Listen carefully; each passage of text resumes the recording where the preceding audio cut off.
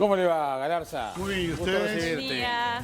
Buenos Bueno, días. ¿Cómo estás? Muy bien, gracias. Confieso que yo te pedí un resumen del año. Y está muy bien, lo vamos a hacer, pero voy a cambiar el orden. ¿El orden que vos quieras? No, porque la tercera noticia de tu resumen es la más próxima en el tiempo. Entonces, empezamos por Lula. Yo te leí la mente, ya sabía que venía por ahí. Bueno, la noticia para la región del año, ¿no? El regreso de Lula al poder, después de muchos años, después de casi un año y medio de cárcel, el cambio que esto representa, tanto para la región como para Uruguay, creo que es muy importante, lo hablábamos la última vez. Lula va a significar cambios no solo a nivel regional, sino también global, pero empecemos por lo más cercano, por Uruguay, ¿no? Creo que el elefante en la habitación es que Lula no concuerda con la idea del gobierno uruguayo de TLC con China, tampoco sus colaboradores. Así que yo creo que ahí va a haber que Uruguay va a tener que hacer un poco de sintonía fina y, como habíamos dicho acá muchas veces, tal vez bajarle un poco el tono al tema del TLC con China. Yo creo que es importante que se haga ese TLC con China, que Uruguay no renuncie a ello, como muchos han dicho en estos días. Yo no creo eso. Sin embargo, sí creo... Sanguinetti, que te recomiendo la charla que tuvimos ayer, el equipo con Sanguinetti, dijo una cosa interesante. Tenemos que convencerlos, a los brasileños en este caso, que los acuerdos que haga Uruguay no los van a perjudicar a ellos en el vínculo. Me parece excelente, porque Uruguay efectivamente necesita un Mercosur más flexible para avanzar. Y como no lo tiene, dice, bueno, la relación bilateral no la vamos a entreverar. Entre nosotros vamos a seguir tan bien como hasta ahora. Simplemente hacemos esto y ustedes no se van a perjudicar. Nada, pues el consumo interno es una cosa tan obvia. El consumo interno nuestro no da para nada, no da para nada. Estos monstruos, los dos que tenemos al lado, se matan de risa porque tienen un consumo interno fabuloso, ¿no? Nosotros estamos, el enano del cual vivimos, necesita abrirse sí o sí. Es injusto. Es injusto la idea de que convencerlos a ellos de que esto no los va a perjudicar no es tan sencilla. Sin embargo, es cierto. Claro, exacto. El tema es que es cierto. Eso es lo que dice Sanguinetti. No los va a perjudicar.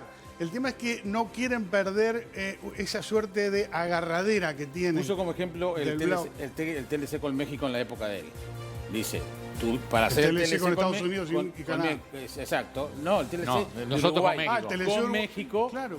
Lo que hicieron fue convencer al resto del grupo que no les hacía mal. No les molestaba a ellos, como tampoco les molestaría, aparentemente, muchos sugieren hacer un quid pro quo, que Uruguay les diga, bueno, renunciamos al TLC con China, pero hacemos con el acuerdo transpacífico. Por ejemplo, está bien. Yo no estoy de acuerdo con eso. Estás muy Hannibal Lecter hoy. Yo no creo en eso. Yo creo que hay que seguir, pero teniendo en cuenta de que hay que bajarle el tono sustancialmente. Estas cosas hay que hacerlas de bajo perfil y sobre todo teniendo en cuenta que el propio gobierno chino está esperando a ver qué opina Brasil de esto, ¿no es cierto? Entonces, quedarse un poco en el molde, porque las últimas reuniones del Mercosur han sido el monotema de el TLC con China. Entonces yo creo que hay que bajarle un poco las revoluciones y, no obstante, seguir con la misma estrategia. No el estilo, pero sí la estrategia. Pero esa es la clave. China no va a hacer ningún negocio ni ningún acuerdo con nosotros donde Brasil le diga, che, no nos gusta eso. Estoy de acuerdo. A propósito, un buen gesto en esa dirección fue, en esta toma de posición del domingo de Lula, ir flanqueado con Mujica y Sanguinetti. Me parece que es un buen gesto en esa dirección y espero que mantenga el rumbo, ¿no? Estamos casi a 2 meses del año de la guerra en Ucrania. Fue el gran tema, ¿no? Del 2022. Fue el tema del año, efectivamente. Tuvo algunos altibajos, pero se ha mantenido en la misma constante desde hace prácticamente 8 meses, y es que renunció a la toma de Kiev, de la capital ucraniana, Putin, creyendo que en 3 días la iba a tomar en un principio, y se abroqueló, digamos, sus fuerzas al este del río Dnieper, lo que se llama el Donbass. Esa es su estrategia segunda, digamos, su estrategia ulterior. La ha mantenido, ha perdido algunos territorios ahí, otros no, pero en términos de lo que es en el frente, más o menos ha cambiado poco en los últimos, te diría, 6, 7 meses. Esta guerra obviamente tiene unas causas no menores, ¿no? Que son la expansión de la OTAN hacia el este, cuando le habían prometido a Gorbachev en aquella famosa reunión cuando al fin de la Guerra Fría, que no se iban a mover ni un centímetro más allá de Alemania del Este. Se le han ido hasta las puertas de Rusia, es cierto, pero también es cierto, y es cierto también, que Rusia con las potencias occidentales tiene un gran tire y afloje, ha tenido históricamente con Ucrania, pero también es cierto que el 24 de febrero, como bien dijiste, Putin cruzó una línea roja imperdonable, que hubo una invasión, un uso de la fuerza, y con el agravante de atacar y atentar contra la integridad de un Estado soberano. Creo que no tiene justificación para tanto. Y bueno, en eso estamos ahora. Bueno, eso es lo más interesante. ¿En qué termina ahora? Porque esto ha traído a colación otras cosas como son la crisis energética, la crisis inflacionaria en los países centrales. Entonces hay que ver hasta dónde porque también ahí está el tema del alineamiento de Europa con Estados Unidos, que ha sido muy grande en este sentido para imponer sanciones a Rusia. Hay que ver hasta dónde la opinión pública de esos países resiste que se prolongue este conflicto. Se menciona que dentro de Washington hay diferencias, el Pentágono quiere congelar esta guerra, el Departamento de Estado y la Casa Blanca, o algunos dentro de la comunidad de inteligencia, como se llama en Estados Unidos, quieren que esto siga hasta que Putin desaloje por completo sus fuerzas de Ucrania. Está difícil decir en qué termina, pero una constante que ha prevalecido en todo este tiempo es el subtexto de esta guerra, es el enfrentamiento mayor que vamos a ver en este siglo. No sé si de guerra, pero que ya estamos viendo entre Estados Unidos y China, ¿no?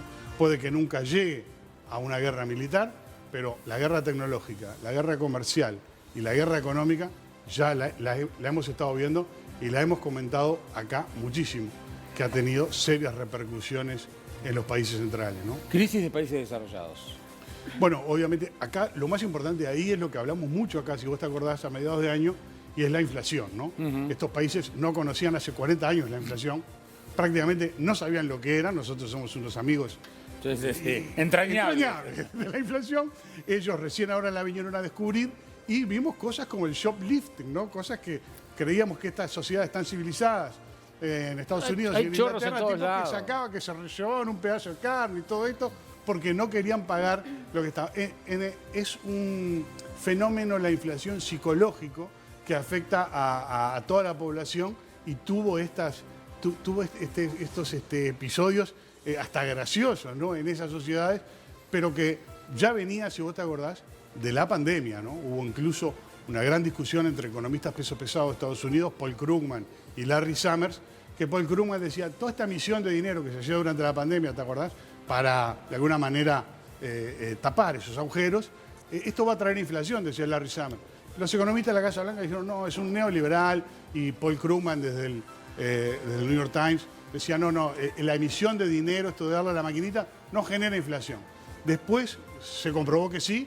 El propio Krugman le tuvo que dar la razón a Larry Summers en un famoso artículo donde dice, I was wrong about inflation, yo estaba equivocado respecto de la inflación, y le terminó dando la razón a Larry Summers, con lo cual terminó como Fabio Serpa, ¿no? Que también tenía razón. En esto termina un poco la crisis inflacionaria, pero ahora se han venido recomponiendo un poco, han empezado a bajar las tasas de inflación, al menos en lo mensual, y es de esperar que tengan que sobrevivir con una inflación alta, pero no como la que vimos en este año. Ricardo, gracias por tus columnas y por tu análisis. Gracias por tanto. Gracias por tanto. Así que bueno, un feliz año para ti y nos vemos pronto. Igualmente, gracias a ustedes, para mí ha sido un gusto. Les deseo feliz año a ustedes, a la audiencia, a todo el equipo, con la máxima prosperidad y felicidad para todos. Muy bien, que pasen muy bien. Felicidades.